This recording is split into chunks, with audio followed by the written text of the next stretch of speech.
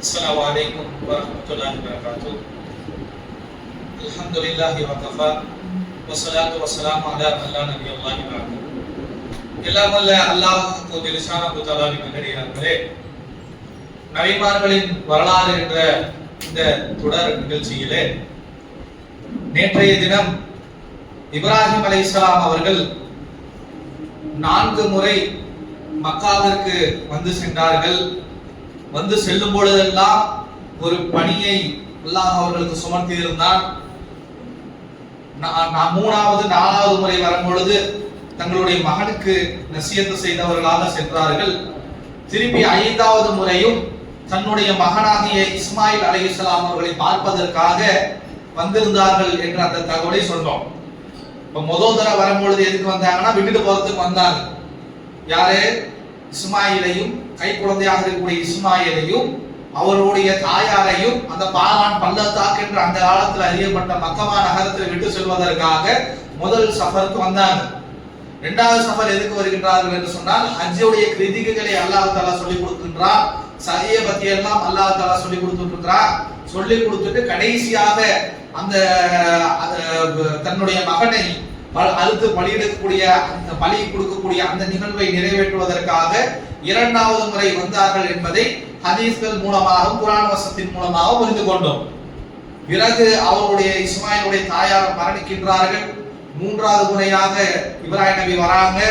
இஸ்மாயில் அலைஹிஸ்ஸலாத்தை பார்க்கல. இஸ்மாயில் அலைஹிஸ்ஸலாத்துடைய வைஃபை பார்க்கறாங்க. வீட்டுடைய கதவு சரியில்லாம மாத்திருன்னு சொன்னாங்கன்னு சொல்றாங்க. அதை கேட்டு அந்த அம்மாவை சொன்னாங்க, வீட்டு கதவுங்கிறது அந்த பெண்ணை மாத்த சொல்லி இருக்கிறாங்கன்னு வேற கல்யாணம் பண்ணிக்கிட்டாரு. 4வது முறையாக இப்ராஹிம் நபி வராங்க. வேறொரு மனைவியை திருமணம் முடிச்சிருக்கிறத பாக்குறாங்க. சில கேள்விகளை கேட்கின்றார்கள். அந்த அம்மாவும் பதில் சொல்றாங்க. அதை கேட்டுட்டு வீட்டுடைய அடிவாளம், வீட்டுடைய அச்சாணி நல்ல தெளிவா இருக்குது, கதவை மாத்திர வேணான்னு சொல்றாங்க. அந்த இஸ்மாயில் அலைஹிஸ்ஸலாம் அந்த அம்மா சொல்லும் பொழுது உன்னோட வாழ சொல்லி சொல்றாங்க என்ற அந்த வரலாற்றை எல்லாம் பார்த்தோம். பிறகு அந்த இடத்தை விட்டு இப்ராஹிம் நபி விலகி போயிடுறாங்க. 5வது முறையாக திருப்பி வருகின்றார்கள். வரும்பொழுது அல்லாஹ் அந்த ஹதீஸ்ல வேற எது ஒரே ஹதீஸ் தான். புகாரில 3364வது இலக்கத்தை எடுத்து பார்த்தோம் என்றால் இஸ்மாயில் அலைஹிஸ்ஸலாமுடைய மொத்த வரலாறையும் மிக மிக நீண்ட நெடிய ஒரு ஹதீஸ்ல இப்னு அப்பாஸ் ரலியல்லாஹு அன்ஹு அவர்கள் அறிவிக்கக்கூடிய ஹதீஸ்ல பார்த்தறலாம். அப்ப 5வது முறையை பத்தி ரசூலுல்லாஹ் தொடர்ந்து சொல்கின்றார்கள். சும்ம ஜாஅ பஅத தாலிக், பிறகு சிறிது காலம் கழித்து 5வது முறையாக இப்ராஹிம் நபி வந்தாங்க. வ இஸ்மாயிலோ எவ்ரி நபுலல்லாஹு தஹதி தஹவத்தில் கரீபன் மினல் ஜம்ஜம். ஜம்ஜம் தண்ணீர் ஊற்று இருக்குல்ல, அவங்க அம்மாவிற்கு அல்லாஹ் தஆலா காட்டி கொடுத்தாங்கல்ல, அந்த ஜம்ஜம் தண்ணீருக்கு பக்கத்துல ஒரு மரமானது இருக்கின்றது. அந்த மரத்துடைய அந்த நிழல்ல உட்கார்ந்து கொண்டு தங்களுடைய ஈட்டியை கூர்மை செய்து கொண்டு இருக்கின்றார்கள். ஏன்னா அந்த இடத்தை பொறுத்த வரைக்கும் தண்ணீர் மட்டும் தான் பிரதானமாக கிடைக்கிறதே தவிர விவசாயம்லாம் கிடையாது. நேற்று அந்த இப்ராஹிம் நபி அந்த 2வது மனைவி கிட்ட உங்களுடைய சாப்பாடு அப்படின்னு கேட்கும் பொழுது அவங்க சொன்னது வந்துட்டு லஹம் தான், எங்களுக்கு கிடைக்கக்கூடிய இறைச்சிகளை தான் சாப்பிடுறோம்னாங்க. விவசாயம் பண்ணி கோதுமை அரிசி விளைச்சல் அதெல்லாம் கிடையாது. ஓவாக வேட்டையாடுவாங்க. ஆடு மாடு கிடைச்சா மாடு, உடுப்பு கிடைச்சா உடுப்பு, என்ன கறி கிடைக்குதோ அதுதான் சாப்பிட்டு இருப்பாங்க. அப்ப வேட்டையாடக்கூடியவர்களாக, வில்லு எறியக்கூடியவர்களாக இஸ்மாயில் அலைஹிஸ்ஸலாம் இருந்திருக்கிறாங்கிறது வேற ஒரு ஹதீஸ்லயும் வரும். இந்த செய்தியில இருந்து நமக்கு விளங்குகின்றது. அப்ப நம்ம தங்களுடைய அந்த ஆயுதத்தை கூறுபடுத்தி கொண்டிருக்கின்றார்கள்.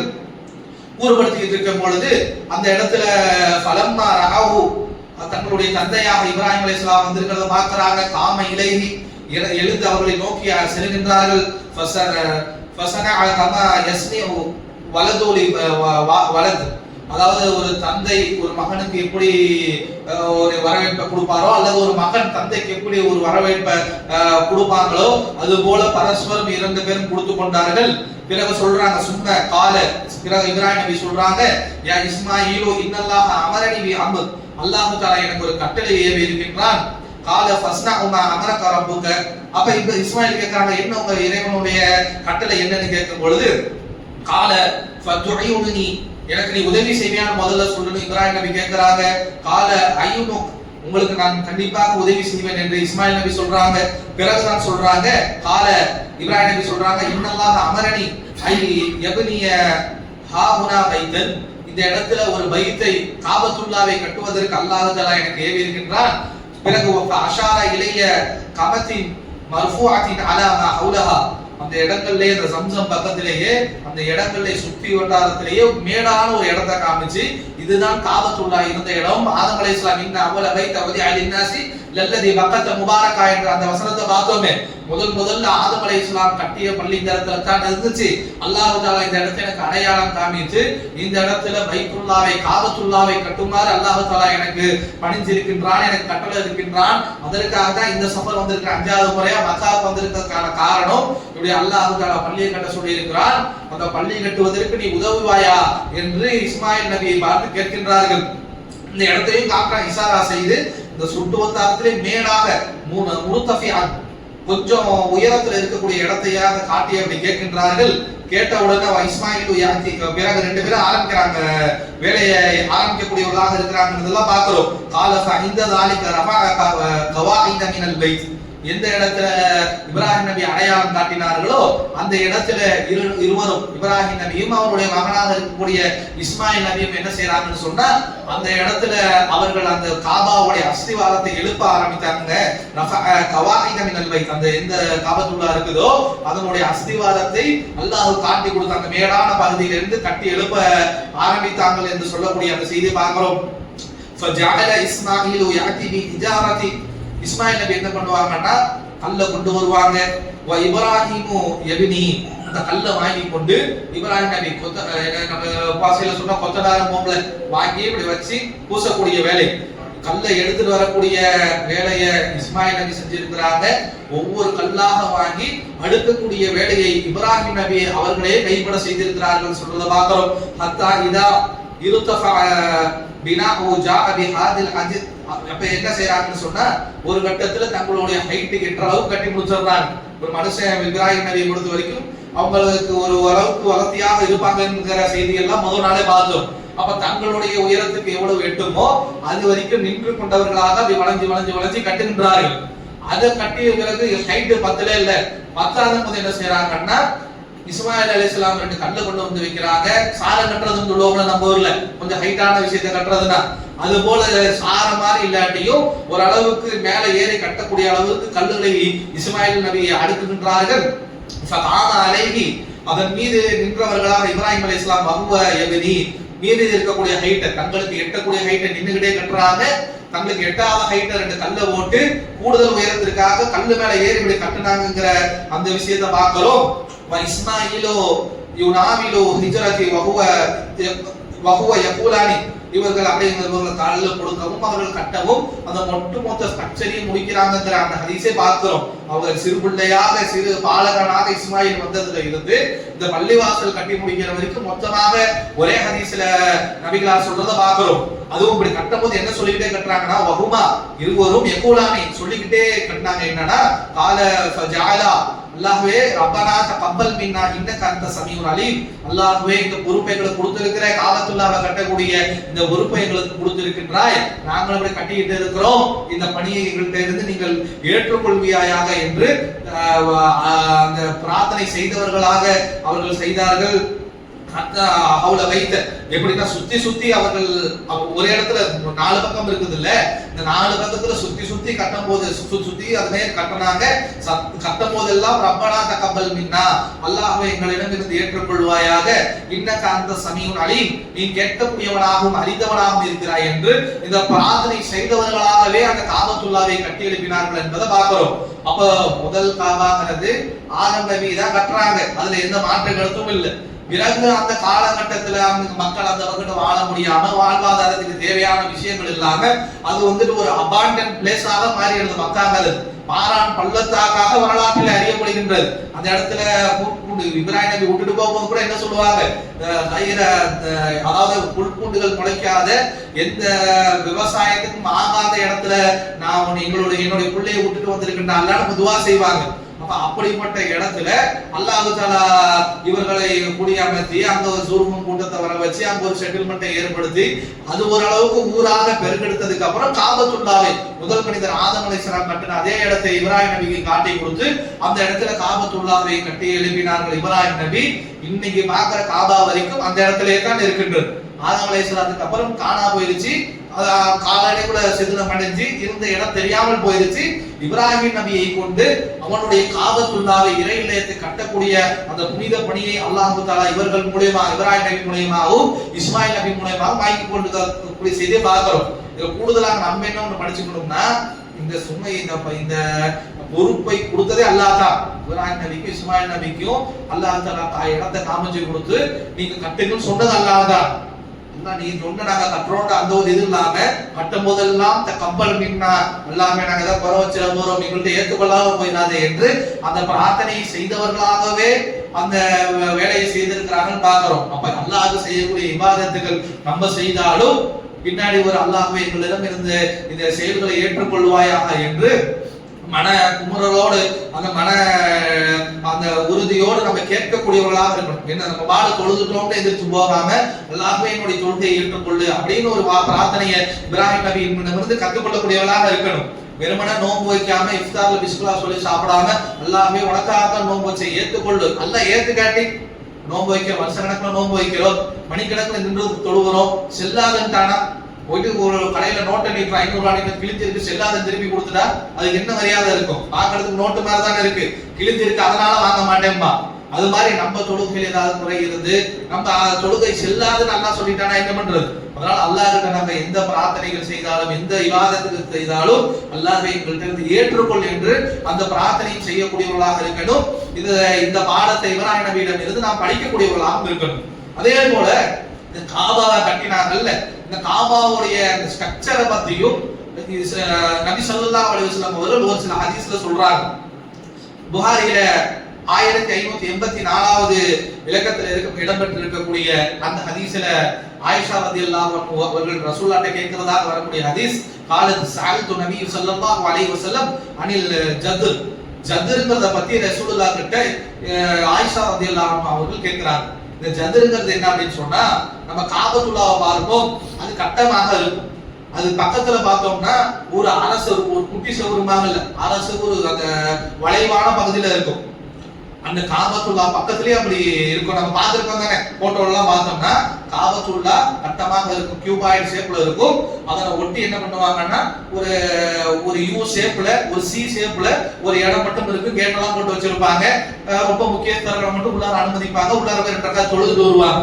அப்ப அந்த இடத்துடைய பேர், அந்த செவுரு, இந்த சின்ன செவுராக ஒரு இடுப்பு சைஸுக்கு ஆள் உயரம் சைஸுக்கு இப்படி வளர்ச்சி கட்டி இருக்கிறாங்கல்ல, அந்த இடத்துடைய பேரு ஜத்ர் என்று அழைக்கப்படக்கூடியது. அப்ப அந்த ஜத்ரை பத்தி ஆயிஷா ரலியல்லாஹு கேட்கின்றார்கள், அமினல் பைத்தி, அது வந்துட்டு காபத்துல்லாவோட சேர்ந்ததா என்று கேட்கின்றார்கள். அப்போ ரசூலுல்லாஹ் சொல்லினார், ஹுவ கால நஅம், ரசூலுல்லாஹ் சொல்றாங்க ஆமா அது காபத்துல்லாவோட சேர்ந்ததுதான். குல்து, அப்ப ஆயிஷா திருப்பி கேக்குறாங்க, ஃபமா லஹும் லம் யுத்கிலுஹு ஃபில் பைத்தி, ஏன் அதை வந்துட்டு காபத்துல்லாவை கட்டும் பொழுது அதை மட்டும் கியூபாய்டாக கட்டமா கட்டிட்டாங்க, அந்த வளைவை வந்துட்டு சேர்க்கல அப்படின்னு கேட்கும் பொழுது ரசூலுல்லாஹ் கேட்கின்றார்கள், இந்த கௌமிக்கு உன்னுடைய சமுதாயம் இருக்கின்றார்களே, கஸரத் பிஹிம் நஃபகா, அந்த நேரத்துல ஒரு தடவை என்ன செய்யறாங்கன்னு சொன்னா, இது ரசூலுல்லாஹ் ஸல்லல்லாஹு அலைஹி வஸல்லம் அவர்கள் ஹயாத்தோட இருக்கும் பொழுது காபத்துல்லா ரொம்ப சிதலம் அடைந்து விடுகின்றது. காபத்துல்லாவை என்ன பண்ணிடுறாங்கன்னு சொன்னா ரினோவேட் பண்றாங்க, மறு கட்டமைப்பு செய்கின்றார்கள். அப்ப செய்யும் பொழுது என்ன செய்யறாங்கன்னு சொன்னா, இப்ராஹிம் நபி கட்டின அந்த காபா எப்படி இருக்கும்னா 3 பக்கத்து இப்படி பா மாதிரி இருக்கும், ஒரு பக்கத்து மட்டும் இப்படி சுழி சுட்ட மாதிரி இருக்கும். புரியுது? மிஹ்ராப் நம்ம மிஹ்ராப் வைக்கிறோம்ல, இந்த 4 பக்கத்து வந்துட்டு இந்த ஒரு பக்கத்து மட்டும் இப்படி சுழி சுட்ட மாதிரி தான் காபாவுடைய கட்டடத்தை இப்ராஹிம் நபி முதல்ல கட்டி இருக்கிறாங்க. 4 பக்கத்து செவுராகவும் ஒரு பக்கத்து இப்படி வளைச்சுட்டவங்களாகவும் ரசூலுல்லாஹ் இப்ராஹிம் நபி கட்டி இருக்கிறாங்க. குறைஷிகள் காலத்துல ரசூலுல்லாஹ் ஸல்லல்லாஹு அலைஹி வஸல்லம் அவர்கள் வாழும் பொழுது இதை ரினோவேட் பண்ணணும், ரொம்ப சிதலம் அடைஞ்சிருக்கு. இப்ராஹிம் நபிக்கும் கிட்டத்தட்ட ரசூலுல்லாஹ்விற்கும் பல காலங்கள், பல ஆயிரம் வருடங்கள் கேப் இருக்குது. அந்த கேப்ல என்ன பண்ணுதுன்னா பில்டிங்கோட அந்த ஸ்திரத்தன்மை எல்லாம் கொஞ்சம் பலவீனமாகுது. பிறகு இந்த வெள்ளங்கள் அந்த மாதிரி விஷயங்களால பில்டிங்ல கொஞ்சம் வீக் ஆகுன்றது.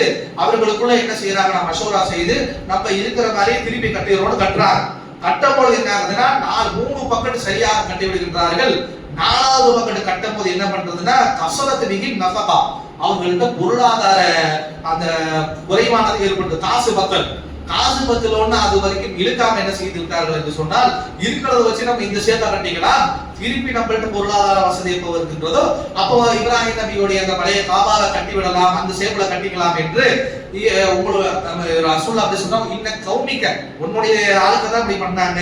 ஆயிஷாவும் குறைசி தானே, ரசூலுல்லாஹும் குறைசி தான், ஆயிஷாவும் குறைசி தான். என்ன சொல்றாங்கன்னா ஆளுங்க அப்படி பண்ணிட்டாங்க அப்படி என்று ரசூலுல்லாஹ் சொல்லுகின்றார்கள். குல்து, ரசூலுல்லாஹ் மறுபடியும் இவங்க கேட்கிறாங்க. அப்ப இதுல இருந்து என்ன தெரியுதுன்னா, இந்த ஹதீஸ்ல இருந்து இப்ராஹிம் நபி கட்டிய காபா நீங்க நம்ம பாக்குற ஷேப்ல இல்ல, அந்த வளைவு, இந்த குட்டி சுவராக இந்த வளைவு இருக்குதே அதோட சேர்த்த மாதிரி தான் இப்ராஹிம் நபி கட்டி இருக்கிறாங்கிறது இதுல இருந்து விளங்குகின்றது.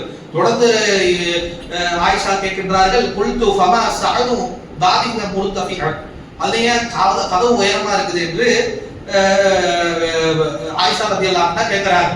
கேட்கும் பொழுது கால ஃபாலதாலிக கௌமிக, இதுவும் ஆளுங்க தான் பண்ணாங்க, குறைசி இருக்கிறாங்க சொந்தக்காரங்க, அவளுங்க தான் இந்த வேலையும் பார்த்தது.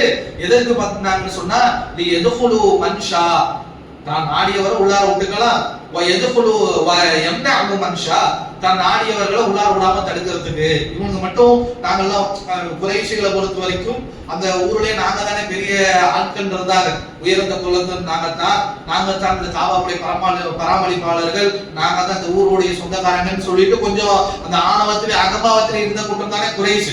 என்ன செய்யறாங்கன்னு சொன்னா, இப்ராஹிம் நபி கட்டும் பொழுது தாழ்வாரத்தில், அதாவது கீழ்நிலையில உள்ளுக்குள்ள போய் தொழுகிற மாதிரி தான் கட்டி இருக்கிறாங்க. எப்படி நம்ம எல்லா பள்ளிவாசலுக்கும் கதவுங்கிறது எதுக்குங்க, கதவுங்கிறது ஒரு பில்டிங்குள்ள போறது, சம்பந்தமே இல்லாம 7 அடிக்கு மேலத்துக்கு யாராவது பார்க்கலாம்.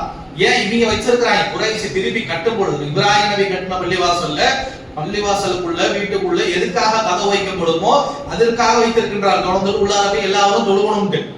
இவர்கள் என்ன செய்யறாங்கன்னா, அது இப்படி எல்லாரும் போறதா உள்ளார என்று 6 அடிக்கு 7 அடிக்கு ஆள் உள்ளுக்குள்ள போக முடியாத மாதிரி மேல தூக்கி டோரை வச்சுக்கிட்டு இவன் மட்டும் உள்ளார போகணும்னா படிக்கட்டை கொண்டு, இன்னைக்கு வரைக்கும் சைத்தான்கள் அந்த காபத்துல்லாவை நிர்வாகம் செய்யக்கூடியவர்கள் எல்லாரும் உள்ளார போறதா, நான் ஆட்சி அதிகாரம் பிரசிடென்ட் வந்தானா இல்ல முக்கியமான ஆள் வந்தானா படிக்கட்டை போட்டு உள்ளாரே, இதை குறைசிட்டு வந்த பழக்கம். இன்னைக்கு வரைக்கும் அந்த பழக்கத்தை இவர்கள் மூடத்தனமாக பின்பற்ற காபத்துல்லாங்கிறது எல்லாத்துக்கும் பொதுவானது. அது என்ன, அவன் வந்தா உள்ளார வருது, நான் போனா உள்ளார விட மாட்டேங்கிறது. இதெல்லாம் இப்ராஹிம் நபி கட்டியும் பொழுது இப்படி கிடையாது. டோரத்துக்கு மேல வச்சுக்கிட்டு அதை எல்லாம் உள்ளார விட முடியாதுலாம் அப்படி இல்லைங்கிறதே இந்த ஹதீஸ் வந்து பிடிக்குது. ரசூலுல்லாஹ் சொல்லிக்கிட்டார்கள், உன்னுடைய ஆட்கள் இருக்கிறாங்களே வேணுங்கிற ஆளை உள்ளார விட்டுக்கலாம், வேணாங்கிற ஆளை உள்ளார விடாம இருக்கிறதுக்காக இப்படி உயர்த்திக்கிட்டாங்க. அதுக்கு அவங்க படியை தனியா வச்சுக்கிட்டு வேணும்னா அவங்க மட்டும் உள்ளார போற அந்த ஒரு ஏற்பாடை பண்ணி வச்சிருந்தாங்க என்று சொல்லக்கூடியதெல்லாம் பார்க்கின்றோம். அதே போல தொடர்ந்து சொல்லுகிறார்கள் ரசூலுல்லாஹ் ஸல்லல்லாஹு அலைஹி வஸல்லம் சொல்றாங்க, இதெல்லாம் சொல்லிவிட்டு வலவுலா அன்ன கௌமிக ஹதீசு, உன்னுடைய சமுதாயம் மட்டும், அதாவது இந்த முஸ்லிமான இந்த குறைஷிகளை பார்த்து இந்த சமுதாயம் மட்டும் அன்ஹும் பி ஜாஹிலியா, புதுசா இந்த ஜாஹிலியத்தை விட்டுட்டு புதுசா இஸ்லாத்தை ஏத்துக்காம கொஞ்சம் இஸ்லாத்துல கொஞ்சம் விவரம் இருந்து கொஞ்சம் இது இருந்தது என்று சொன்னால் குலூபுஹும், அதாவது அவர்களுடைய இதயங்கள்ல வந்துட்டு இப்படி காபத்துல்லாவுடைய மறுபடியும் பழைய மாதிரி மாத்தினா அப்படி ஆயிருமோ இப்படி ஆயிருமோங்கிற பயம் இல்லை என்று சொன்னால் அதுக்குள் ஜதுரஃபி வைத்தி, அந்த ஜதுர் இருக்கின்ற வளைவான இது, அதை நான் இந்த இருக்கக்கூடிய காபாத்துல்லாவை தரமட்டமாக இடிச்சு விட்டு மறுபடியும் இப்ராஹிம் நபி எப்படி கட்டினாங்க, ஜதுரோட சேர்த்து கட்டினாங்க அந்த வளைவு சவுத்தோட, அது மாதிரி நான் கட்டியிருப்பேன். அஸ்திக பாபு பில் அர்தி, அந்த உயர்த்தி வச்சிருந்தானே அந்த கதவை, அந்த கதவை வந்துட்டு தரையோட தரையா ஆக்கிரும், எல்லாரும் உள்ளார போற மாதிரி ஆக்கியிருப்பேன் என்று ரசூலுல்லாஹ் சொல்லுகிறார்கள். அப்ப இது சொல்றதுல இருந்து இப்ராஹிம் நபி கட்டிய பள்ளிவாசல்ல அந்த ஜதுரோடு சேர்ந்து ஒரு சைடு மட்டும் வளைவாக 3 சைடு வந்துட்டு கட்டமாக இருந்திருக்குன்னு பார்க்கிறோம். இருந்த டோரானது தரையோட தரையாக இருந்திருக்கிறது என்பது இந்த ஹதீஸ்ல இருந்து வருகிறது. அதே போல இன்னொரு ஹதீஸ்ல ரசூலுல்லாஹ் சொல்லுகிறார்கள், புகாரியுடைய 1585ல சொல்லுகின்றார்கள், இதே வசனங்களை சொல்லிவிட்டு அசாசி இப்ராஹிம், உங்களுடைய சமுதாயம் மட்டும் புதுசா இஸ்லாத்துக்குள்ள வராதவர்களாக அந்த குறைஷிகள் மட்டும் இல்லாமல் இருந்திருந்தால் எங்க காபத்துல்லாவை இடிச்சா கெட்ட சகனம் வந்துடும், நமக்கு அல்லாஹ் தண்டனை கொடுத்துருவான், அந்த மாதிரி ஒரு கலக்கம் அவர்கள் மத்தியில ஏற்படாம இருக்கும் என்றால் நான் இந்த இருக்கக்கூடிய காபாவுடைய ஸ்ட்ரக்சரை அழிச்சிட்டு அசாஸ் இப்ராஹிம் நபி கட்டினார்களே அந்த அஸ்திவாரத்தின் மீது திருப்பி கட்டி விடுவேன். அவர்கள் உள்ளார போறதுக்கு மட்டும் ஒரு டோரை வச்சிருக்காங்க. வெளியே வரதுக்கு நான் ஒரு டோர் வச்சிருப்பேன். அப்ப இப்ராஹிம் நபி கண்ண பள்ளிவாசல்ல காபத்துல்லால 2 டோர் இருந்திருக்குங்கிறது இந்த ஹதீஸ்ல இருந்து வருது. ரசூலுல்லாஹ் என்ன சொல்றாங்கன்னா, போன ஹதீஸ்ல கதவுடைய உயரத்தை இறக்குவேன்னு சொல்றாங்க. இந்த ஹதீஸ்ல என்ன சொல்றாங்கன்னா, இன்னொரு டோர் வச்சிருவேன். இன்னொரு டோர் வச்சிருவேன் ஏன் சொல்றாங்கன்னா, இப்ராஹிம் நபி கட்டி அந்த காபத்துல்லால 2 டோர் வச்சிருக்காங்க. ஒன்னு உள்ளார போறதுக்கு, இன்னொன்னு வெளியே வரதுக்கு என்று அந்த ஒரு கட்டுமானத்துல தான் வச்சிருக்கிறாங்கிறது பார்க்கிறோம். அதே போல இன்னொரு ஹதீஸ்ல முஸ்லிம்ல வரக்கூடிய அந்த ஹதீஸ்ல சொல்கின்றார்கள், வலவு அன்னன் நாஸ ஹைது, இதே விஷயங்களை சொல்லிட்டு வரக்கூடிய மக்கள் மட்டும் புதுசாக இஸ்லாத்தை ஏற்றுக்கொள்ளாமல் இருந்திருந்து வலைஸ இந்தி மின் நஃபாகா, என்னிடம் பொருளாதார பிரச்சனை இல்லாமல் இருக்கும் என்று சொன்னால், மா யுவக்ஃபி அலா வினாயதி லகுந்து அத்கல்து ஃபில் ஜித்ரி 50, அது அதாவது எவ்வளவு சொல்றாங்கன்னா, அந்த 5 முழம் இருக்குது இல்ல, அந்த 5 அந்த இருக்கக்கூடிய காபத்துல்லாஹ் இருக்கும், அந்த ஜது இருக்கிற அந்த வளைவு செவுத்து இருக்கும், 5 முழம் இருந்திருக்கு. அந்த 5 முழத்தை என்ன செஞ்சிருவேன்னு சொல்றாங்கன்னா ரசூலுல்லாஹ், அந்த 5 முழத்தையும் என்று அந்த அளவோடு இந்த ஹதீஸ்ல சொல்றாங்க, நான் இந்த காபத்துல்லாவோட சேர்த்திருப்பேன் என்று சொல்றதை பார்க்கின்றோம். அதே போல எதுகுல் நாஸ் மின்ஹு பாபன் வ யக்ருஜூன மின்ஹு, அவர்கள் நுழைவதற்காக ஒரு கதவையும் அவர்கள் வெளியே செல்வதற்காக ஒரு கதவையும் ஏற்படுத்தி இருப்பேன் என்று ரசூலுல்லாஹ் ஸல்லல்லாஹு அலைஹி வஸல்லம் அவர்கள் சொல்லக்கூடியது பார்க்கிறோம். அதே போல என்ன ரசூலுல்லாஹ் கட்டி அந்த இப்ராஹிம் நபி கட்டிய அந்த ஹைட்டை பத்தி வரக்கூடிய ஒரு ஹதீஸ்ல அவர்கள் 8 முழத்திற்கு அந்த விஷயத்தை அவர்களை பொறுத்த வரைக்கும் கையுடைய அடி முழம்ங்கிறது ஆளுக்கு ஏற்ற மாதிரி மாறும். அப்போ ஒரு சில தரவுகள் படி நமக்கு என்ன தெரியுதுன்னு சொன்னா, 8 முழத்திற்கு அவர்கள் அந்த உயரத்தை ஏற்றினார்கள் என்று வரக்கூடிய சில செய்திகளை பார்க்கிறோம். அதே போல இப்ராஹிம் நபிக்கு அப்புறம் ஆதம் நபிக்கு அப்புறம் பிடிக்கப்பட்டு அழிக்கப்பட்டு பிறகு அழிக்கப்படுதுன்னா சிதறம் அடைஞ்சு போய் அதுக்கு முன்னாடி இப்ராஹிம் நபி கட்டுறாங்க. இப்ராஹிம் நபி காலத்துல இருந்து குறைஷ் ரசூலுல்லாஹ் ஹயாத்தோட இருக்கும்போது இப்படி திருப்பிட்டு கட்டுறாங்க. திருப்பிட்டு கட்டிய பிறகு என்ன நடக்குதுன்னு சொன்னா, இது ரசூலுல்லாஹ் எல்லாம் மௌத்தா போனதுக்கு அப்புறம் அப்துல்லாஹ் இப்னு சுபைர் என்ற ஒரு சஹாபி உள்நாட்டு குழப்பங்கள், அபூபக்கர் சித்திக் ரலியல்லாஹு அன்ஹு அவர்கள் மௌத்தா போறாங்க, அதுக்கப்புறம் உமர் ரலியல்லாஹு அன்ஹு மௌத்தா போறாங்க, அதுக்கப்புறம் உள்நாட்டு குழப்பங்கள், இன்டர்னல் பாலிடிக்ஸ், கோல்டு வார் என்று ஏகப்பட்ட பிரச்சனைகள், ஏகப்பட்ட வரலாறுகள், அது தனியா ஒரு சப்ஜெக்ட். அப்ப அந்த விஷயத்துக்கு நடுவுல என்ன நடக்குதுன்னு சொன்னா, இது காபத்துல்லாஹ்விற்கு மட்டும் மக்காவுடைய சிட்டிக்கு மட்டும் அப்துல்லாஹ் இப்னு சுபைர், அதாவது ஆயிஷாவுடைய சகோதரியுடைய மகன், ஆயிஷா வந்துட்டு இவங்களுக்கு யார் வேணும் அப்படின்னு சொன்னா சின்னமாங்கிற முறை வேணும். அப்ப அந்த அப்துல்லாஹ் இப்னு சுபைர் என்ன செய்யறாங்க அப்படின்னு சொன்னா, அவர்கள் அந்த மக்காவுடைய கவர்னராக ஆகிறாங்க.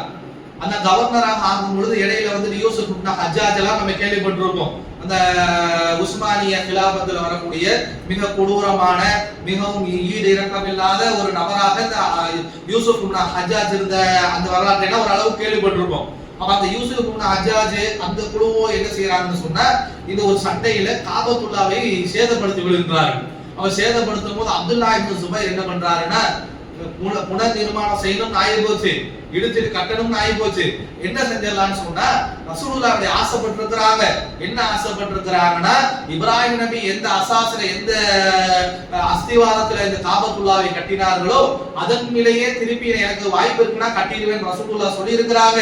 எனவே அவர்களுடைய வார்த்தைக்கு இணங்க, அவர்களுடைய ஆசைக்கு இணங்க நம்ம திருப்பி கட்டும் பொழுது அந்த அசாஸ்ல 3 பக்கத்து நேராகவும் 4வது பக்கத்து வளைவாக அந்த ஜதுர சேர்த்து நம்ம கட்டிடலாம் என்று அப்துல்லாஹ் இப்னு சுபைர் அவர்கள் முடிவு செய்கின்றார்கள். உமர் ரலியல்லாஹு, ஆயிஷா ரலியல்லாஹு எல்லாத்துக்கிட்டையும் அவர்களுடைய ஒப்பீனியன், அவர்களுடைய கருத்துக்களை கேட்கிறாங்க.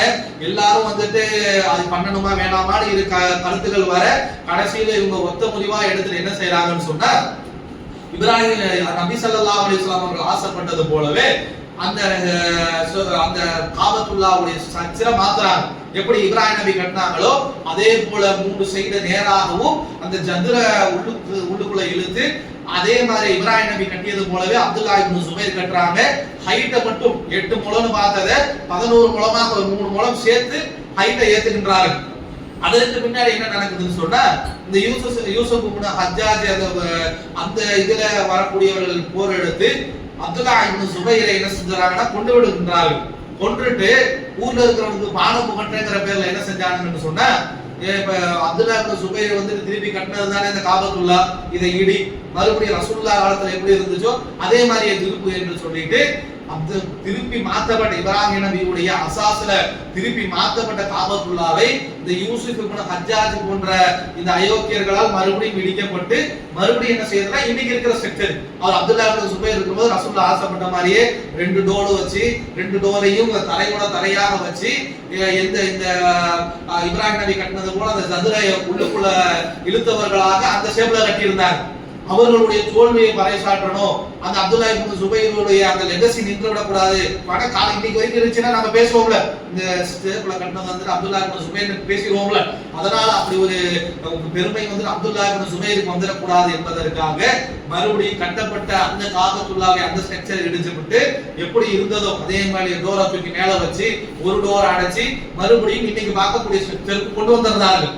பிறகு என்ன செய்யப்படுதுன்னா யூசுப் இப்னு ஹஜ்ஜாஜ் இந்த உஸ்மானியர்கள் எல்லாம் மக்காவை விட்டு அகற்றப்பட்ட பிறகு ஆட்சி மாறிய பிறகு பின்னாடி வரக்கூடிய இன்னொரு ஆட்சியாளர் என்ன செய்யறான்னு சொன்னா இப்ராஹிமுடைய அசாசுல இப்ராஹிம் இப்படி கட்டினாங்க, குறைசிகள் காசு இல்லாம அதை வந்துட்டு கட்டதாக மாத்தினாங்க. மறுபடியும் அப்துல்லா இப்னு சுபைர் வந்துட்டு ரசூலுல்லாஹ்வுடைய ஆசைக்கு இணங்க அந்த ஜத்ரையும் இன்க்ளூட் பண்ணி கட்டினாங்க.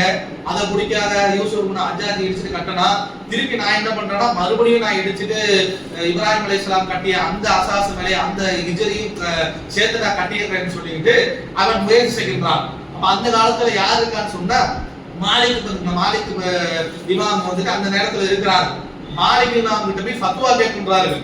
ஃபத்வா கேட்டோம்னா மாலிக் இமாம் அவர்கள் நம்ம மாலிக் அல் முஅத்தா என்று சொல்லக்கூடிய மிக ஃபேமஸான ஹதீஸ் கிதாபுகள்லாம் கூட நம்ம வச்சிருப்போம். புகாரி இமாம், ஷாஃபி இமாமுக்கு நிகராக அறிவுல மேம்பட்டவர்களாக இருந்தவர்கள் மாலிக் இமாம். அந்த மக்கா பகுதியில மிகவும் பிரசித்தி பெற்றவர்களாக எந்த ஒரு செயலை செய்யறதா இருந்தாலும் மாலிக் இமாம் கேட்டு செய்வாங்க.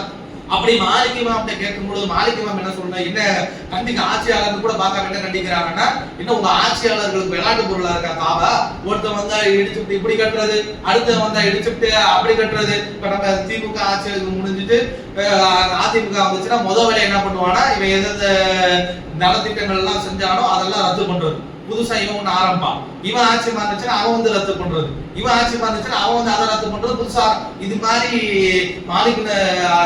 இமாம் மாலிக் ரஹ்மத்துல்லாஹி என்ன சொல்றாங்கன்னா, காபத்துல்லாஹ் உங்க விளையாட்டு பொருளா, ஒருத்தர் வந்துட்டு இடிக்கிறதும் அது இன்னொருத்தர் வந்துட்டு திருப்பி அப்படி கட்டுறதும் அதை திருப்பி இன்னொருத்தர் மாறுறதும் இருக்கு. கடக்கட்டும் போ, நீ வந்துட்டு இன்னைக்கு இப்ராஹிம் நபி மாதிரி கட்டுற, நீ கட்டிட்டு போவ, நாளைக்கு இன்னொரு ஆட்சியாளர் வருவான், அது எப்படி இவன் காலத்தில் அப்பாசியர்கள் கட்டுறதை வந்து நான் விடுறதா, நான் இப்படிதான் கட்டுவேன் மாத்தி மாத்தி இடிச்சுட்டு உங்களுடைய விளையாட்டு பொருளா இருக்கட்டு போட்டோம், எவன் கடைசியாக கட்டினானா அல்லாஹ் கிட்ட பதில் சொல்லிட்டு போகட்டும் என்று மாலிக் ரஹ்மத்துல்லாஹி அலைஹி இமாம் மாலிக் அவர்கள் மிக கடுமையாக தங்களுடைய அந்த கருத்தை சொன்னதற்கு இணங்க அந்த எந்த நபர் முயற்சி எடுத்தார், எந்த அரசர் வந்துட்டு திருப்பி இப்ராஹிம் நபியுடைய ஸ்ட்ரக்சரை கட்டிடலாம் முயற்சி எடுத்தார்களோ அவர்கள் அதை கைவிட்டு விட்டார்கள். அவர்கள் அந்த யூசுப் இப்னு ஹஜ்ஜாஜ் அந்த கொடுங்கோலனுடைய அந்த அவன் கடைசியா எப்படி கட்டினானோ அது போலத்தான் காபத்துல்லாஹ் இன்னைக்கு இருந்து கொண்டு இருக்கின்றது. அந்த ஹஜ்ஜிங்கிற பகுதி இன்றளவும் நம்ம வெளியில பார்க்கலாம். நம்ம கால் உயரத்துக்கு கழுத்து உயரத்துக்கு அப்படி வளைவு ஷேப்ல வந்துட்டு இருக்கும். நம்ம தவாஃப் செய்யும் போது கூட அதையும் சேர்த்து தான் சுத்தணும், ஏன்னா அது காபத்துல்லாஹ்வுடைய பகுதி. இன்னும் என்னன்னா அந்த காலத்துல என்ன செய்வாரு, இன்னைக்குதான் மக்கள் லட்சக்கணக்கில் கோடிக்கணக்கில் போய் குவிக்கின்றார்கள். அன்னைக்கெல்லாம் வந்து ரொம்ப சொற்பமானவர்கள் அல்பமானவர்கள் தான் போய் தொழுவாங்க. காபத்துல்லாஹ்வுக்குள்ளே போய் தொழுவாங்க. கதவை திறந்துட்டு பள்ளிவாசல்ங்கிறது அந்த காபத்துல்லாஹ் உள்ளார போய் தொழுகிறது தான் தொழுகையாக இருக்கும். இன்னைக்கு நமக்கு மக்களுடைய இந்த இஸ்லாத்தை ஏற்றுக்கொண்டவர்களுடைய மக்களுடைய எண்ணிக்கை பல்கி பெருகி போனதால உள்ளார போகிறதுக்கான வாய்ப்பு இல்லாதனால வெளியே நின்று தொழுகிறாங்க. அப்ப இதையெல்லாம் நம்ம இப்ராஹிம் நபி கட்டிய அந்த பள்ளிவாசலுடைய ஸ்ட்ரக்சரை நம்ம ஞாபகம் வச்சுக் கொள்ளக்கூடியதாக இருக்கணும். அது எப்படி இன்னைக்கு இந்த ஸ்ட்ரக்சருக்கு மாறியது என்பதையும் நாம் மனதில் வைத்துக் கொள்ளக்கூடியவர்களாக இருக்க வேண்டும். அதே போல இந்த வசனத்தை பார்த்தோம், பக்கராவுடைய 128 இந்த ரப்பனா இது இப்ராஹிமுல் கவாயித மினல் மகாமி மினல் பைத்தி வ இஸ்மாயில் ரப்பனா தகப்பல் மின்னா. அவர்கள் அந்த பள்ளிவாயிலுடைய மக்காவுடைய அந்த செவுர்களை எழுப்பும் பொழுது அல்லாஹ் கிட்ட பிரார்த்தனை செய்து கொண்டே எழுப்பினார்கள் என்று சொல்லக்கூடியது பார்க்கிறோம். தொடர்ந்து பிரார்த்தனை செய்ய ரப்பனா வஜஅல்னா முஸ்லிமைன லக வ மின் துர்ரிய்யதி உம்மத்தன் முஸ்லிமத்தன் லக் வ அரினா மனாசிகனா வ துப் அலைனா இன்னக அன்தத் தவ்வாபுர் ரஹீம். அதே போல அவர்கள் செய்றாங்க, ரப்பனா எங்களையும் எங்களுடைய சந்ததியரையும் முஸ்லிம்களாக நீ ஆக்குவாயாக, வ அரினா மனாசிகனா இந்த காபத்துல்லாவை கட்டிட்டோம், இதற்கு என்னென்ன ரிஜிக்குகளை செய்யணும்னு எங்களுக்கு காட்டி கொடு, இன்னைக்கு அந்த தவ்வாபுர் ரஹீமின் மன்னிக்கக்கூடியவனாகவும் கருணை காட்டக்கூடியவனாகவும் இருக்கிற என்று இந்த பக்கராவுடைய 2:128 எல்லாம் இந்த வசனங்கள்லாம் இப்ராஹிம் நபி பள்ளிவாசலை கட்டியதை ஒட்டி செய்த துஆக்கள் என்று அல்லாஹ் தஆலா எடுத்து காட்டுகின்றான். அதே போல நபி ஸல்லல்லாஹு அலைஹி வஸல்லம் அவர்கள் ஒரு ஹதீஸ்ல சொல்லுவாங்க, அன்ன இப்ராஹிம ஹர்ரம மக்கா வ தாவலஹா ஹர்ரம்து வ தாவலஹா. அப்ப ரசூலுல்லாஹ் என்ன சொல்லுவாங்கன்னா, இப்ராஹிம் நபி தான் மக்காவை வந்து புனித பூமியாக ஆக்கினார்கள், வ தாவலஹா அந்த மக்காவிற்காக பிரார்த்தனை செஞ்சாங்க, வ ஹர்ரம்து மதீனத கமா ஹர்ரம இப்ராஹிம மக்கா. எப்படி இப்ராஹிம் நபி மக்காவை வந்து புனித பூமி ஆக்கினார்களோ அது போல மதீனாவை இன்னைக்கு நம்ம இன்னைக்கு பாக்குறோம்ல, மதீனானா ஊரு பேர், வெறுமனே ஊருங்கிறத வந்துட்டு அரபில சொல்றது மதீனான்னு சொல்லுவோம். முழு பேருனா மதீனத்து நபீனா. நீங்க நம்ம எதை மதீனாங்கிறோமோ அது மதீனத்து நபி என்று அழைக்கப்படும். அப்ப அந்த ஊரை பத்தி ரசூலுல்லாஹ் சொல்லுகிறார்கள், இந்த ஊரை பொறுத்த வரைக்கும், நான் வந்து செட்டிலான ஊரை பொறுத்த வரைக்கும் இதை நான் வந்து புனிதமாக்கிறேன், எப்படி இப்ராஹிம் நபி மக்காவை புனிதமாக்கினார்களோ அப்படி என்று சொல்றதை பார்க்கிறோம். ஒரு தஅவத்து, நான் வந்துட்டு இந்த பூமிக்காக, இந்த மதீனா முனவ்வராவுக்காக நான் பிரார்த்தனை செய்கிறேன். ஃபீ முத்திஹி வ சாஅதிஹி, முத்து கைப்பிடிகள் அந்த அளவு இருக்குல்ல, அந்த அளவுல அல்லாஹ் தஆலா பரக்கத்துக்கு முத்துனா ஒரு கைப்பிடிக்கு முத்துன்னு சொல்றது. இதே மாதிரி 3 அல்லது 4 கைப்பிடி போட்டோம்னா அதான் சான்னு சொல்றது. அப்ப அந்த முத்துக்கும் சாவுக்கும் அல்லாஹ் விட்ட முஸ்லிமா தா இப்ராஹிம் வலி மக்கா, இப்ராஹிமும் இப்படிதான் மக்காவுல வரக்கூடிய முத்துக்கும் அந்த கைப்பிடி அளவுக்கு சாகுபடியை சொல்லுவோம்ல, அதுல இருக்கக்கூடிய அளவுக்கு வரக்கத்து செய்யக்கூடியதா, வரக்கத்து செய்யணும் அல்லாஹ் கிட்ட இப்ராஹிம் நபி கேட்டாங்க. அது போல நான் மதீனாவுக்கு கேட்கிறேன் ரசூலுல்லாஹ் சொல்றாங்க.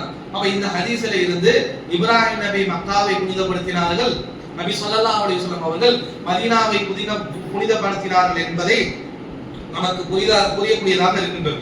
இப்ப நமக்கு ஒரு சந்தேகம் வரலாம், அப்ப இப்ராஹிம் நபி தான் மக்காவை வந்து புனிதப்படுத்தினாங்க என்றால் அந்த இடத்த வந்துட்டு புனிதமிக்க எல்லையாக அறிவிச்சாங்கன்னு சொன்னா, இதுக்கு முன்னாடி நம்ம அமெரிக்கால பார்த்தோமே, சாலிஹ் நபியில இருந்து ஒருத்தர் வந்தா அவனுடைய கபரை பார்த்துட்டு இவன் மக்காவுடைய எல்லைக்குள்ள இருந்தா, அந்த மக்காக்குள்ள எல்லைக்குள்ள இருக்கிறனால இவனுக்கு மட்டும் அந்த தண்டனையானது, அந்த இடி முழக்கமானது, சத்தமானது இவனை மட்டும் பிடிக்கல. அந்த இடத்தை விட்டு மக்கமாவுடைய அந்த மக்கத்துடைய அந்த புனித எல்லையை தாண்டினதுக்கு அப்புறம் இவனுக்கு அதே அந்த அவனுடைய சமுதாயத்துக்கு பிடிச்ச அதே தண்டனையானது இவனுக்கு பிடிச்சது. அந்த இடத்துல தான் அடக்கப்பட்டான்னு ரசூலுல்லாஹ் சொல்றாங்களே.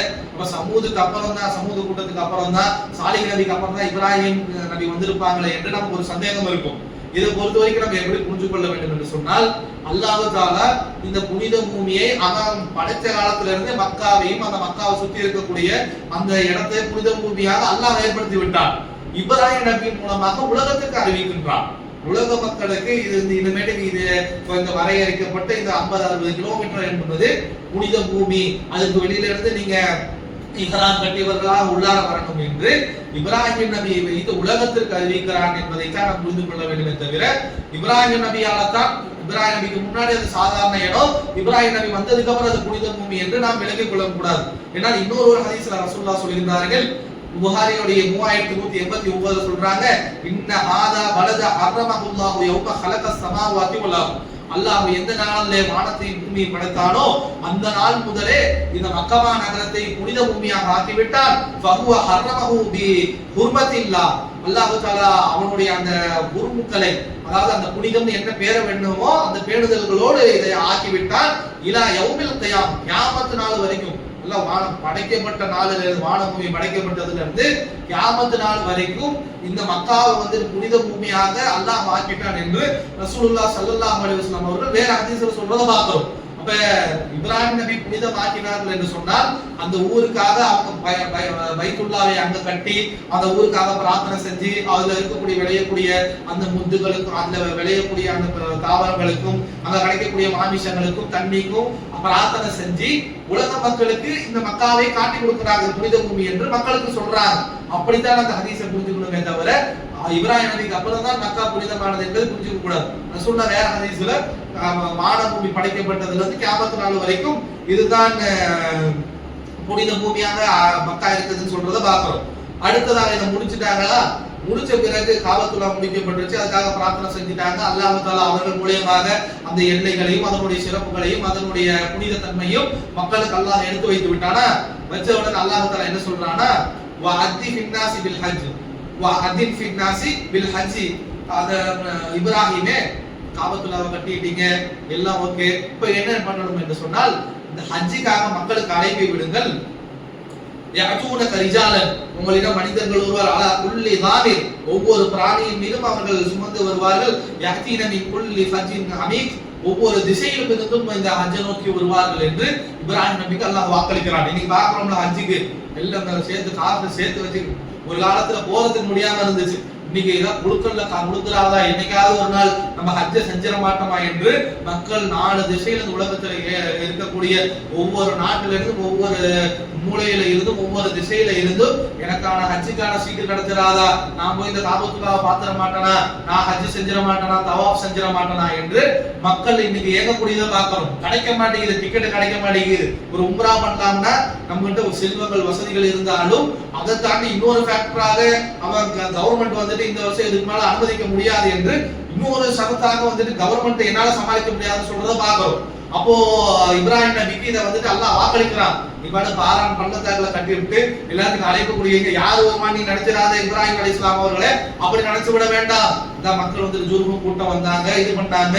மக்காவுடைய எதிர்காலங்கிறது வேற பிளான்ல இருக்குது, மக்காவுடைய விஷயமே வேற அப்படிங்கறது அல்லாஹ் தஆலா சொல்லிருக்கான். நீ அழைப்பை கொடுத்துட்டு கிளம்பு. அது இன்னைக்கு நம்ம ஹஜ்ஜுக்கு போறோம்னா யாரோட அழைப்பை கேட்டுட்டு போறோம்னா இப்ராஹிம் நபியோட அழைப்பு தான்.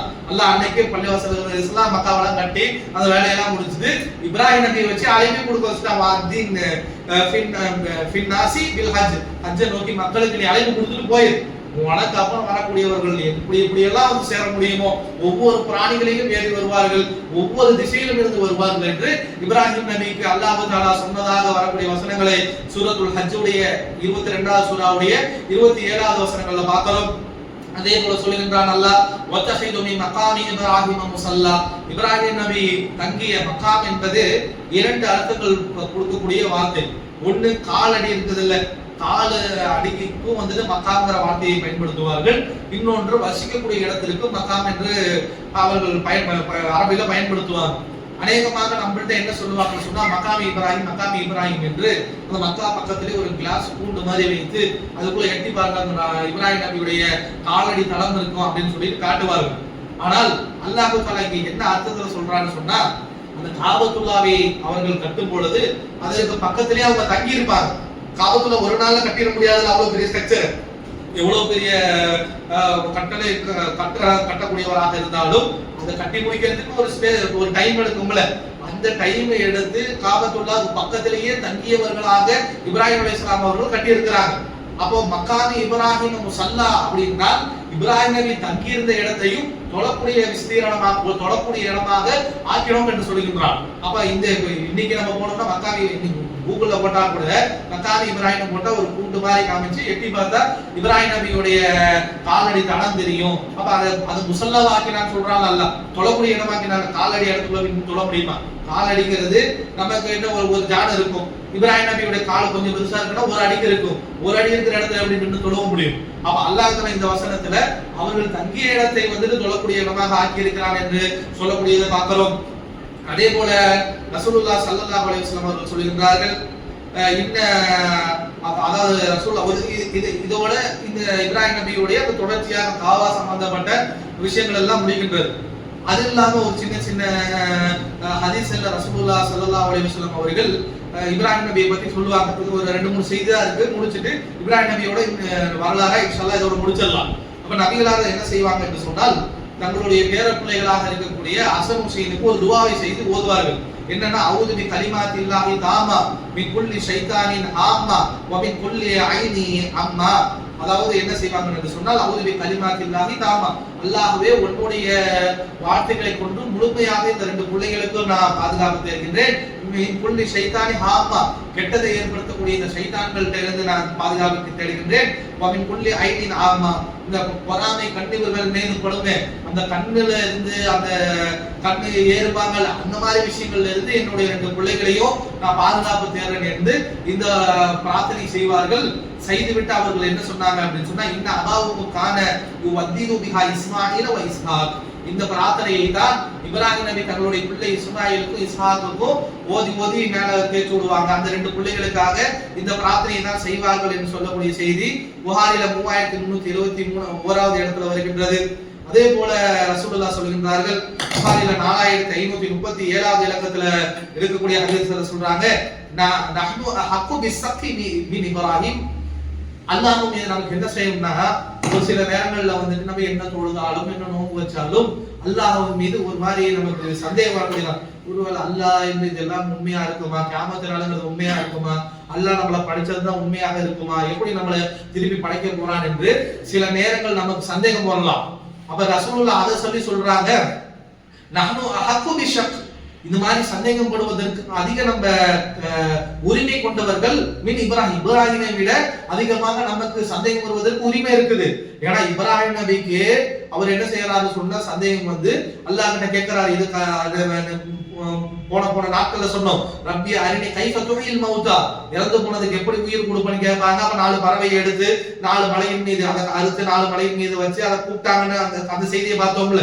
இந்த வசனத்தை குறிப்பிட்ட ரசூலுல்லாஹ் சொல்றாங்க, இப்ராஹிம் நபிக்கு சந்தேகம் வந்திருக்குன்னா நமக்கு சந்தேகம் வரதுக்குலாம் அதிக உரிமை இருக்குது நமக்கு. அது அந்த நேரத்துல அவங்களுக்குள்ள சொல்லிட்டு போயிருந்தமே தவிர சந்தேகம் வந்துருச்சு அப்படின்னு சொல்லிட்டு நம்மளே கவலைக்கு ஆளாக்கி கூடாது என்று ரசூலுல்லாஹ் சொல்லக்கூடியதை பார்க்கிறோம்.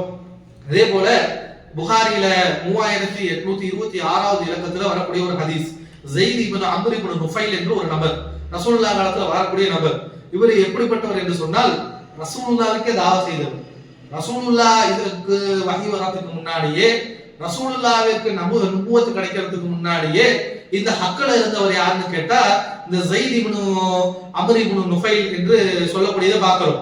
என்ன செய்து வந்ததுன்னு சொன்னா, ரசூலுல்லாஹ் என்ன செய்வார்கள் என்று சொன்னால், ஸைது இன்னி லஸ்து அகல்து மிம்மா தத்ஹபூன அலா அஸ்னாமிக்கும், அந்த கடவுள்களுக்கு அடுத்த சாப்பாடு இவர்கள்ட்ட வந்து கொடுக்கணும். ரசூலுல்லாஹ்வே கொடுத்தாலும் சரி, அந்த ஊர்ல இருக்கக்கூடிய யாராவது தங்களுடைய கடவுள்களுக்கு அறுக்கப்பட்டது என்று சாப்பாடு கொண்டு வந்து கொடுத்தா என்ன செய்வார்கள் என்று சொன்னால், லைசு அகுலு மிம்மா, இதுல இருந்து நான் சாப்பிட மாட்டேன், தத்ஹபூன அலா அஸ்னாமிக்கும், உங்களுடைய கடவுளுக்கு அறுத்து நீ கொடுத்துருப்ப, ஹராமான கொடுத்துருப்ப, அல்லாஹ் அல்லாத பேர் சொல்லி நீ அறுப்ப, அதை நான் சாப்பிடுறத அதை சாப்பிடக்கூடிய ஆள் நான் கிடையாது. ஒலா அகுலு இல்லாம துக்கிர இஸ்முல்லா, அல்லாஹ்வுடைய பேரை சொல்லி அறுக்கப்பட்டதை மட்டும்தான் நான் சாப்பிடுவேன், அல்லாஹ் அல்லாதவனுக்கு அறுக்கப்பட்டதை நான் சாப்பிட மாட்டேன் என்று இவர்கள் சொன்னதாக இந்த ஹதீஸ்ல வருது. அதே போல என்ன செய்வாங்க என்று சொன்னால், இந்த குறைஷிகள் இருக்கிறார்கள், இந்த குறைஷிட்ட மீது சண்டை நிற்பார். ஏன்னா அன்ஸலல்லாஹு மினஸ் ஸமாஇமா, அல்லாஹ் உங்களுக்கு வானத்துல இருந்து மலை இறக்கி வச்சிருக்கின்றான், அன்பத்துலஹா மினல் அர்த், பிறகு அந்த தாவரங்கள் செடிகள் எல்லாம் அல்லாஹ் தஆலா பூமியில இருந்து முளைக்க வச்சிருக்கின்றான், அதை மேய்ஞ்சு வளர்ந்த ஆடு மாடு ஒட்டகத்தை நீ என்ன செய்யறன்னு சொன்ன, சும்மா தத்ஹபூன அலா கைரி இஸ்மில்லா, இப்படி அல்லாஹ்வுடைய மலையை பயன்படுத்திக்கிட்டு அல்லாஹ்வுடைய தாவரங்களை சாப்பிட்டு வந்த ஒட்டகத்தையும் பிராணியையும் அல்லாஹ்வை நீ அறுத்து பலியிடுவியா அப்படி என்று குறைஷிகள் தான் ரசூலுல்லாஹ்விற்கு முன்னாடியே இவர்கள் போய் பிரச்சாரம் செய்திருக்கிறார்கள் என்று சொல்லக்கூடிய ஹதீஸ்களை பார்க்கிறோம். இது புகாரில 3826 இருக்கின்றது. ரசூலுல்லாஹ் கிட்டே இந்த மாதிரி சொன்னார்கள் என்று வரக்கூடிய ஹதீஸை நம்மளால் பார்க்க முடிகிறது. இன்னும் எப்படி சொல்றாங்கன்னா, யா மஹ்ஷரல் குரைஷ், குரைஷ் கூட்டமே, வல்லாஹி மா மின்கும் அலா தீனி இப்ராஹிம், உங்கள ஒருத்த கூட இப்ராஹிமுடைய சந்ததிகள் இப்ராஹிமுடைய காபத்துல்லாஹை நாங்கள் நிர்வகிக்கிறோம் சொல்லிட்டு இருக்கீங்களே, உங்கள ஒருத்த கூட இப்ராஹிமுடைய மார்க்கத்துல இல்ல கைரி வகான, அதாவது என்ன சொல்றாங்களோ உங்கள யா மஹ்ஷரல் குரைஷ் வல்லாஹி மா மின்கும் அலா தீனி இப்ராஹிம் கைரி, என்னைய தவிர உங்கள ஒருத்த கூட இப்ராஹிமுடைய மார்க்கத்துல இல்ல என்று சொல்றது பார்க்கிறோம். அப்ப ரசூலுல்லாஹ்க்கு முன்னாடி இந்த ஹதீஸ் வந்து என்ன வழங்குதுன்னா, இப்ராஹிமுடைய மார்க்கம் ஒட்டுமொத்தமாக அழித்து விடல. இந்த ஸைத் இப்னு அம்ர் இப்னு நுஃபைல் மூலமான நபர்கள் மூலமாக ஒவ்வொரு காலகட்டத்திலும் அவங்க சிலை வணக்கத்துக்கு போனாலும், அந்த இப்ராஹிம் நபிக்கே சிலையை வைத்தாலும், இது போன்ற ஒரு சில நபர்கள் அப்படி இப்ராஹிம் நபியுடைய மார்க்கத்தில் தொடர்ந்து இருந்துகிட்டே இருக்கிறாங்க. அவர்களை பார்த்து சொல்றாங்க, உங்களுக்கு ஒருத்த கூட இப்ராஹிமுடைய மார்க்கத்தில் இல்ல, நான் ஒருத்தன் தான் இருக்கிறேன் என்று சொல்றதை பார்க்கிறோம். அதே போல அந்த குறைஷிகள் பெண் குழந்தைகள் பிறந்தால் அவர்களை கொல்லக்கூடியவர்களாக, அவர்களுடைய உயிரோடு புதைக்கக்கூடியவர்களாக இருப்பாங்க.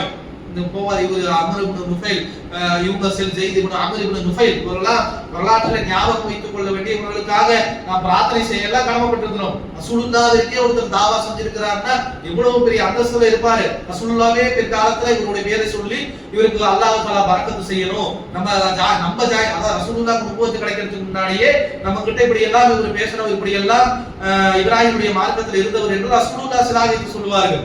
அப்ப என்ன செய்வாங்கன்னா, அந்த குறைஷிகள் பெண் குழந்தைகளை கொல்லும் பொழுது இவர் போவார் வாலண்டியரா. ஆனா பெண் குழைய வந்துட்டு அல்லாஹ் தஆலா நற்செய்தியா கொடுத்திருக்கான், அதை போய் கொல்றியாடா, எதனால கொல்ற, காசுல இருந்து சொல்றியா, நான் கஃபலஹா, நான் அதுக்கு பொறுப்பேற்றுக்கிறேன், இல்ல உன்னால வளர்க்க முடியாது, பொம்பளை பிள்ளை என்கிட்ட விட்டு போடா, நான் வளர்த்துக்கிறேன் என்று இந்த பெண் சிசு கொலைகளுக்கு எதிராக இப்படிப்பட்ட ஒரு நடவடிக்கைகளை எடுத்தவர்களாக இவர்கள் இருந்திருக்கிறார்கள் என்ற செய்தி எல்லாம் நம்மளால் தொடர்ந்து பார்க்க முடிகின்றது. 3828வது இலக்கம், 3827, 26 இந்த 3-4 ஹதீஸ்கள்ல ஸைத் இப்னு அம்ர் இப்னு நுஃபைல் அவருடைய செய்தியை பார்க்கிறோம். அப்ப இப்படிப்பட்ட ஒரு நபர் நபிகளாருக்கு முன்னாடி, நபிகளார் வாழக்கூடிய காலத்துல நபிகளாருக்கு நுபுவத் கிடைக்கிறதுக்கு முன்னாடியே இப்ராஹிம் நபியுடைய மார்க்கத்தில் இருந்திருக்கிறாங்க செய்தியை பார்க்கிறோம்.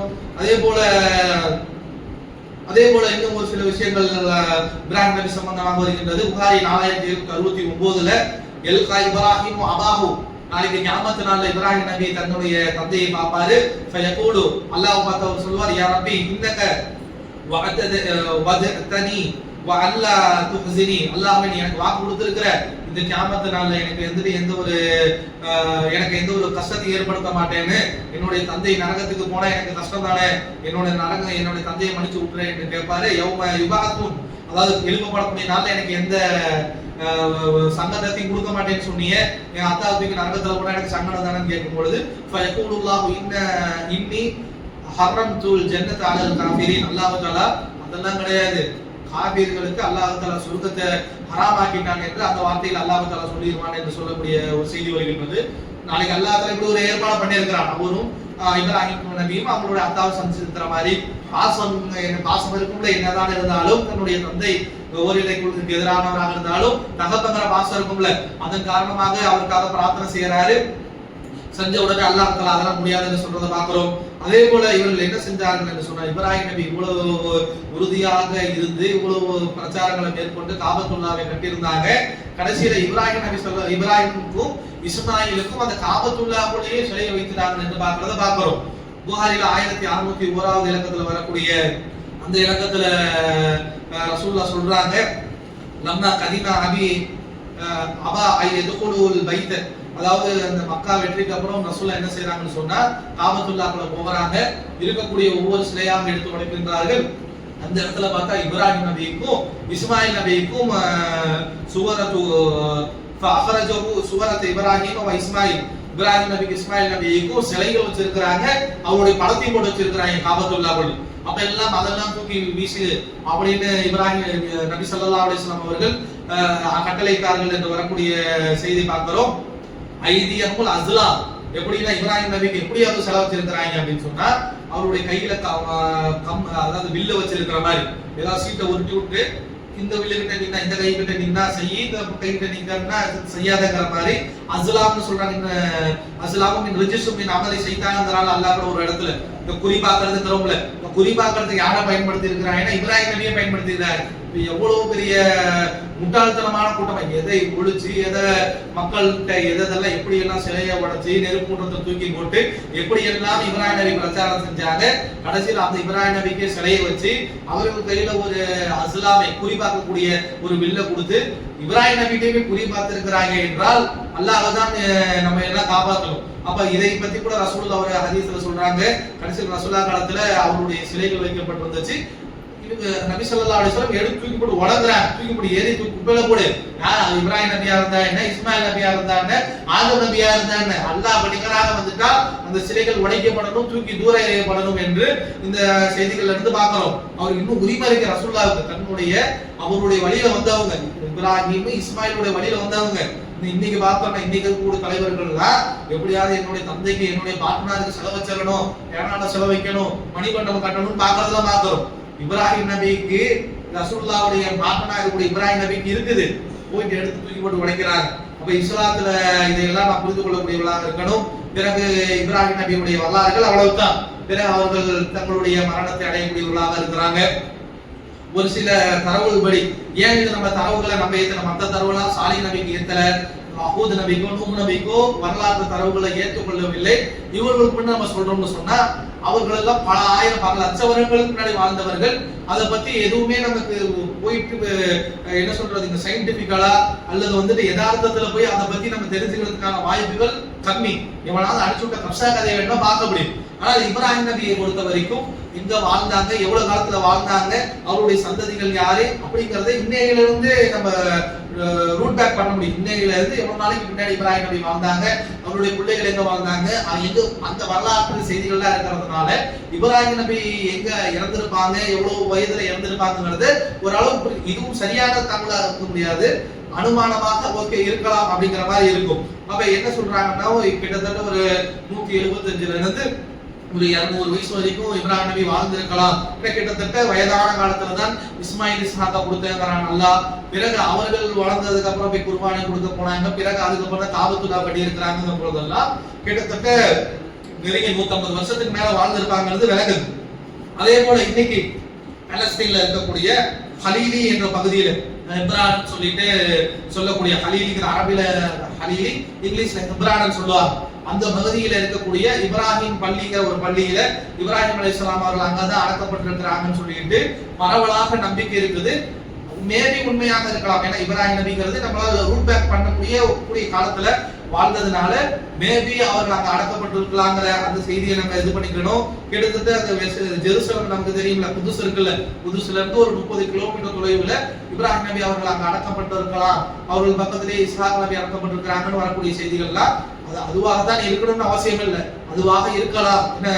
ஆபேல் காபேலுக்கு ராமேஸ்வரத்துல கட்டினதெல்லாம் கேட்கும் பொழுது கப்ஷா நமக்கு தெரியுது. ஆனா இது வரலாற்று ரீதியாக அங்க அடக்கி இருப்பாங்கிறதுக்கு ஒரு பாசிட்டிவ் சைன் இருக்கு, இருக்கலாம் அப்படிங்கிறது இருக்கனால அது இப்ராஹிம் நபியுடைய கபராக அங்க அடக்கப்பட்டிருக்கலாங்கிறத நம்ம விளங்கிக் கொள்ளலாம். அதே போல பார்த்தோம் என்று சொன்னால் கிட்டத்தட்ட ரசூலுல்லாஹ்விற்கும் நபிக்கும் பார்த்தோம்னா கிட்டத்தட்ட ஒரு 2500 வருடங்கள், ஈசா நபி வருவதற்கு 2000 வருடங்கள் முன்னாடி இப்ராஹிம் நபி வந்திருக்கிறாங்க.